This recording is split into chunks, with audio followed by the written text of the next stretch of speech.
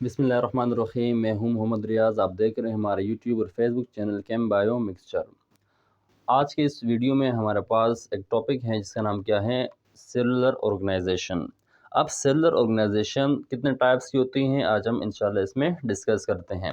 सबसे पहले हमारे पास अगर सेलुलर ऑर्गेनाइजेशन की बात करें तो तीन टाइप्स की सेलुलर ऑर्गेनाइजेशन मौजूद हैं। एक होता है यूनिसेलुलर ऑर्गेनाइजेशन, एक होता है हमारे पास कॉलोनियल ऑर्गेनाइजेशन और एक होता है हमारे पास मल्टी सेलुलर ऑर्गेनाइजेशन। तो ये डिस्कस करते हैं सबसे पहले यूनिसेलुलर ऑर्गेनाइजेशन। यूनिसेलुलर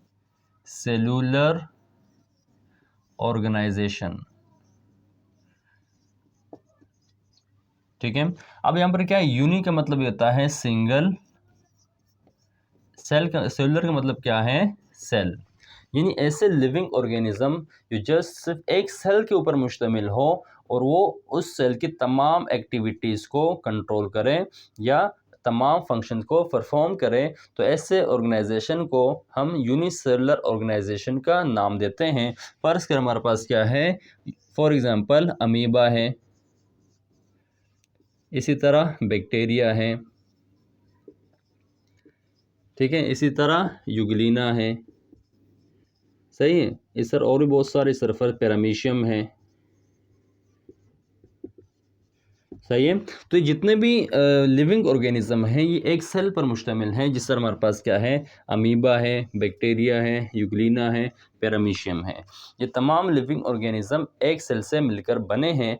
एक सेल का मतलब ये है कि इसके जितने भी केमिकल एक्टिविटीज़ हैं वो सारे के सारे यही सेल परफॉर्म करते हैं, चाहे मूवमेंट हो, चाहे रिप्लिकेशन हो, चाहे रिस्पायरेशन हो, ठीक है, चाहे फूड प्रिपरेशन हो या फूड हासिल करने का तरीका हो, ये सारे क्या हैं, एक सेल कर रहे होते हैं। तो ऐसे ऑर्गेनाइजेशन को हम क्या नाम देते हैं, सेलुलर यूनिसेलुलर ऑर्गेनाइजेशन। यानी ये तमाम के तमाम सेल एक सेल से मिलकर बने होते हैं और यही सेल तमाम वाइटल एक्टिविटीज़ को कंट्रोल करते हैं।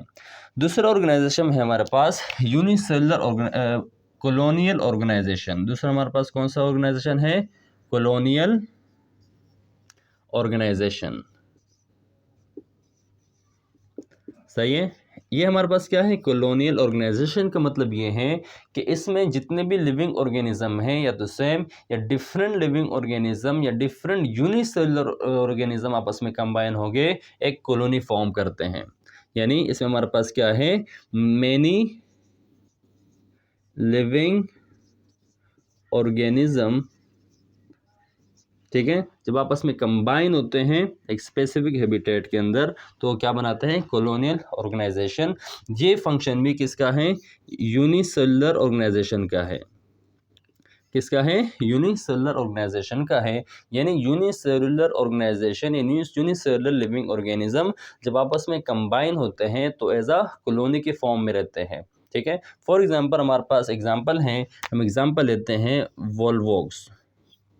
वोल्वोक्स एक यूनिसेलुलर होता है, यूनिसेलुलर सेल हैं, लेकिन इसका फंक्शन ये है कि आपस में कंबाइन होके एक कॉलोनी की फॉर्म में मौजूद होते हैं, यानी एक कॉलोनी की फॉर्म में रहते हैं। अब इसका मतलब ये नहीं है कि मल्टी सेलुलर ऑर्गन बना सकते हैं, मल्टी सेलुलर ऑर्गेनाइजेशन बना सकते हैं। तो मल्टी सेलुलर ऑर्गेनाइजेशन हम इसको यहाँ पर नहीं कहेंगे, बल्कि हम क्या कहेंगे, कॉलोनियल ऑर्गेनाइजेशन। क्योंकि यहाँ पर जितने भी सेल्स मौजूद होंगे हर सेल अपना ओन जितने भी उसके अपना ओन प्रॉपर्टी होती हैं, यानी हर सेल के अपने पास इट्स ओन प्रॉपर्टी, यानी जितने भी फंक्शन परफॉर्म करने होते हैं वो एक ही जो उसके अंदर सेल हैं इंडिविजुअल सेल परफॉर्म करेगा। ऐसा नहीं है कि सारे सेल मिलके एक ही फंक्शन परफॉर्म करें, ऐसा बिल्कुल भी नहीं है। तो कॉलोनियल लिविंग ऑर्गेनिज्म जितने भी हैं ये एक दूसरे पर डिपेंड नहीं होते हैं, बल्कि जो भी फंक्शन होता है ये रिस्पायरेशन का, इस तरह प्रोडक्शन का, फूड फॉर्मेशन का जो भी प्रोसेस होता है ये इंडिविजुअल सेल परफॉर्म कर रहा होता है। यानी ये कभी भी मल्टी सेलुलर ऑर्गेनाइजेशन को फॉर्म नहीं कर सकता, ठीक है। इसकी बेस्ट एग्जांपल हमारे पास क्या है, वोल्वोक्स। तो हमारे पास क्या है, एक हमारे पास था यूनिसेलुलर ऑर्गेनाइजेशन, दूसरा क्या था, कॉलोनियल ऑर्गेनाइजेशन।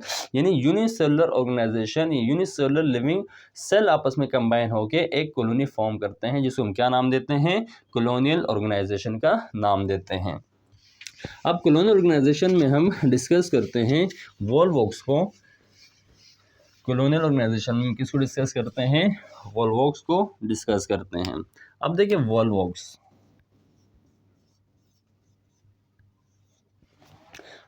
से ताल्लुक हमारे पास मौजूद हैं फैमिली वोल्वोसेसी से। इसका फैमिली क्या है? फैमिली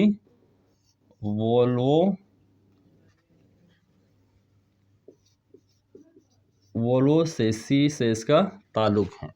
ठीक है, वोल्वोक्स को क्या नाम देते हैं? पॉलीफाइलेटिक।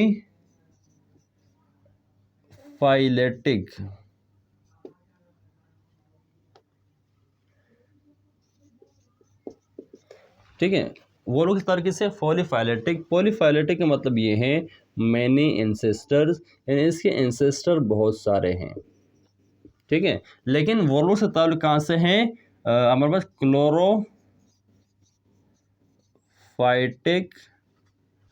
ग्रीन अलगा से हैं, या क्लोरोफाइटिक अलगा से इसका ताल्लुक है। इसका ताल्लुक कहाँ से है? क्लोरोफाइटिक अलगा से। यहाँ पर बस जो वॉल्वॉक्स था, इसको सबसे पहले एक साइंटिस्ट ने ऑब्जर्व किया, उसका नाम क्या था? एंटोन वॉन लीवनहुक ने। वॉल्वॉक्स को सबसे पहले एक साइंटिस्ट ने ऑब्जर्व किया 1700 के अंदर, जिसका नाम क्या था?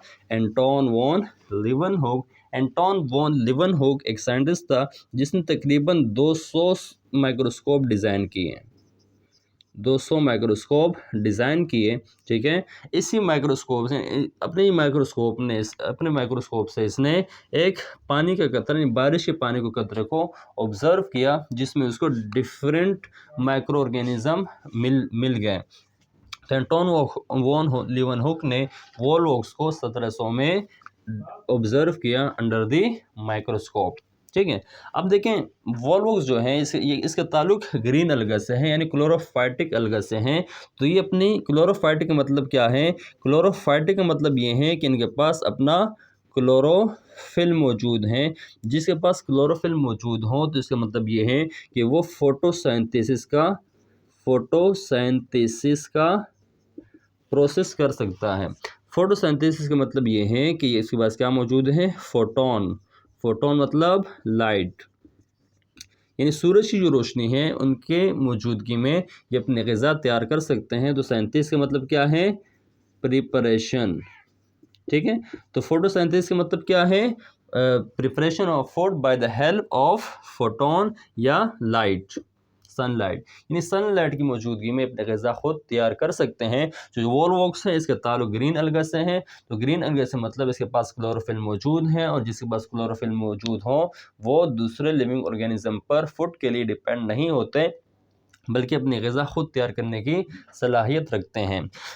वॉल्वॉक्स एक एग्जांपल ये भी है कि वॉल्वॉक्स कॉलोनियल ऑर्गेनाइजेशन को फॉर्म करता है, यानी इसकी जो कॉलोनी होती है तकरीबन 50,000 सेल पर, इससे ज़्यादा 50,000 से ज़्यादा सेल पर इसकी कॉलोनी मुश्तमिल होती हैं। और हमारे पास जो वॉल्वॉक्स हैं ये स्फेरिकल कॉलोनी बनाते हैं। ठीक, क्या बनाते हैं? स्फेरिकल कॉलोनीज बनाते हैं। यानी ये क्या है? आपके पास एक कॉलोनी है जिसके अंदर डिफरेंट वॉल्वॉक्स के सेल्स मौजूद हैं। यानी वॉल्वॉक्स क्या है? स्फेरिकल बॉडीज़ यानी स्फेरिकल कॉलोनीज़ बनाते हैं, और ये कॉलोनियल ऑर्गेनाइजेशन की एग्जांपल भी हैं। तो वॉल्वॉक्स क्या है? पॉलीफाइलेटिक, यानी इसके बहुत सारे एंसेस्टर्स हैं और इसका ताल्लुक ग्रीन अलगा से है, जिसको क्लोरोफाइटिक अलगा का नाम भी दे सकते हैं। ठीक है, इसको सबसे पहले एंटोन वॉन लीवनहुक ने ऑब्जर्व किया। ठीक है, इसके साथ साथ इसके पास क्लोरोफिल मौजूद है, जिस पर क्लोरोप्लास्ट मौजूद होता है, तो इसके पास क्लोरोफिल मौजूद है, और जिस पास क्लोरोफिल मौजूद हो वो फोटोसिंथेसिस का प्रोसेस कर सकते हैं। अब अगर हम इसका स्ट्रक्चर देखें, वॉल्वॉक्स का स्ट्रक्चर देखें, इसका स्ट्रक्चर कैसा होता है? वॉल्वॉक्स स्ट्रक्चर, ये वॉल्वॉक्स का एक सेल है। ठीक है, इसके पास मूवमेंट के लिए पेयर ऑफ फ्लैजेला मौजूद होता है, यानी इसके पास क्या है? जो हेयर लाइक स्ट्रक्चर होता है, इसको क्या नाम देते हैं? ये प्रोटीन से बने होते हैं, इसका नाम है फ्लैजेला। ठीक है, अब फ्लैजेला का मतलब ये है कि by the help of flagella ये क्या कर सकता है? मूव कर सकता है। ठीक है, और इसके साथ साथ इसके पास न्यूक्लियस भी मौजूद होता है, ये इसका न्यूक्लियस है। ठीक है, इसका साइटोप्लाज्म है, ठीक है। और साइटोप्लाज्म के अंदर इसके पास डिफरेंट ऑर्गेनेल्स मौजूद होते हैं। जिस तरह इसके पास क्या मौजूद है, इसके पास यहाँ पर मौजूद है वैक्यूल, जिसको कॉन्ट्रैक्टाइल वैक्यूल का नाम देते हैं, कॉन्ट्रैक्टाइल वैक्यूल का नाम देते हैं। इसके साथ साथ इसके पास क्या मौजूद होता है, इसके पास आई स्पॉट्स मौजूद होते हैं, ठीक है। आई स्पॉट मतलब कि ये लाइट सेंसिटिव पार्ट होते हैं। इसके साथ साथ इसके पास क्या मौजूद होता है, इसके पास मौजूद होता है क्लोरोप्लास्ट। क्या मौजूद होता है, क्लोरोप्लास्ट। और क्लोरोप्लास्ट हमारे पास ग्रीन पिगमेंट्स होते हैं, और ग्रीन पिगमेंट्स ये लाइट को डिटेक्ट करते हैं, जिसके ज़रिए ये फोटोसिंथेसिस का प्रोसेस कर सकते हैं। ये जो आपके पास फ्लैजेला है, ये वाटर के अंदर यानी पानी के अंदर ये बीट करते हैं। बीट करने के बाद यानी इसके अंदर जो मूवमेंट होती है वॉल्वॉक्स के अंदर by the help of flagella होती है। ये फ्लैजेला पानी के अंदर बीट करते हैं, और बीट करके क्या करते हैं, मूव कर रहे होते हैं। तो ये कहाँ पर मौजूद होता है, ये फ्रेश वाटर के अंदर भी मौजूद होते हैं, इस तरह स्टैग्निंग वाटर के अंदर भी ये पाए जाते हैं, इस तरह डिचेज़ वगैरह के अंदर ये मौजूद होते हैं। ज़्यादातर ये फ्रेश वाटर के अंदर मौजूद होते हैं, ठीक है। तो वॉल्वॉक्स हमारे पास क्या है, ऐसे लिविंग ऑर्गेनिजम्स हैं जो अपने ग़िज़ा खुद तैयार करते हैं, दूसरों पर डिपेंड नहीं करते। इसी तरह हमारे पास जो वॉल्वॉक्स हैं, इससे कोई हार्मफुल यानी हार्मफुल नहीं है लिविंग लाइफ के लिए, क्योंकि इसके पास कोई एज अ टॉक्सिक मटेरियल मौजूद नहीं होता जो रिलीज़ करे, जिससे लिविंग बॉडी को नुकसान पहुँच सके या लिविंग इंसानों को इससे कोई नुकसान पहुँच सके। और वॉल्वॉक्स जो हमारे पास वाटर इकोसिस्टम है उसके लिए इंतहाई ज़रूरी है, एक बेसिक रोल प्ले करती हैं। ये हमारे पास क्या था, वॉल्वॉक्स, जो कि किसके एग्जांपल हैं, कॉलोनियल ऑर्गेनाइजेशन की एक एग्जांपल के तौर पर हमने इसको डिस्कस किया। अब तीसरा टॉपिक हमारे पास क्या है, मल्टी सेलुलर ऑर्गेनाइजेशन। हमने डिस्कस किया यूनिसेलुलर ऑर्गेनाइजेशन, जिसमें अमीबा, पैरामीशियम, यूग्लिना वगैरह इस एग्जांपल दी। इस तरह हमारे पास दूसरा क्या था, कॉलोनियल ऑर्गेनाइजेशन, जिसमें हमारे पास वॉल्वॉक्स शामिल है। तीसरा हमारे पास क्या है, multi cellular organization, multi cellular organization, ठीक है। मल्टी सेलुलर ऑर्गेनाइजेशन, मल्टी का मतलब क्या है, मैनी, सेलुलर का मतलब क्या है, मैनी सेल्स, यानी ऐसे लिविंग बॉडी जो कि एक से ज़्यादा सेल्स के ऊपर मुश्तमिल हो, ठीक है, और तमाम सेल आपस में मिलके कोई स्पेसिफिक फंक्शन परफॉर्म करें, तो उसको हम क्या नाम देते हैं, multi cellular organization. For example हमारे पास क्या है, कैट, मस्टर्ड प्लांट,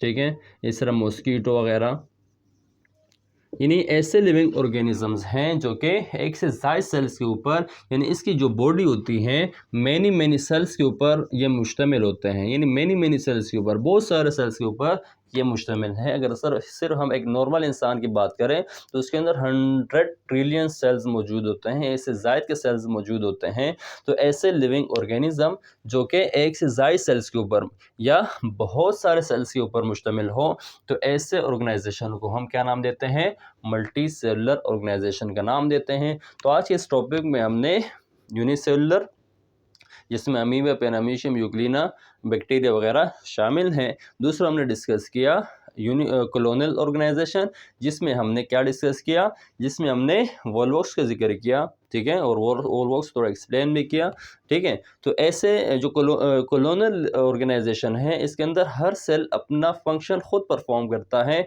यानी तमाम सेल मिलकर एक स्पेसिफिक फंक्शन परफॉर्म नहीं कर सकते, ठीक है। इसी तरह जो कॉलोनियल ऑर्गेनाइजेशन है, ये कभी भी मल्टी सेलुलर ऑर्गेनाइजेशन नहीं बना सकते हैं, ठीक है। इस तरह हमारे पास तीसरा क्या था, multi cellular organization. Multi cellular organization में जितने भी लिविंग ऑर्गेनिज्म हैं, इसकी बॉडी एक से ज़्यादा सेल के ऊपर मुश्तमिल होती है, यानी इसकी जो बॉडी होती है, कोई भी अब लिविंग ऑर्गेनिज्म ले लें, मल्टी सेलुलर ऑर्गेनाइजेशन, इंसान ले लें, डॉग ले लें, कैट ले लें, मस्टर्ड प्लांट ले लें, दूसरे प्लांट्स ले लें, तो ये सारे के सारे क्या है, मल्टी सेलुलर ऑर्गेनाइजेशन। तो आज की टॉपिक में हमने यूनिसेलुलर ऑर्गेनाइजेशन, कॉलोनियल ऑर्गेनाइजेशन, और तीसरा हमने जिक्र किया मल्टी सेलुलर ऑर्गेनाइजेशन। उम्मीद है आपकी वीडियो पसंद आई होगी। मिलते हैं नेक्स्ट वीडियो में।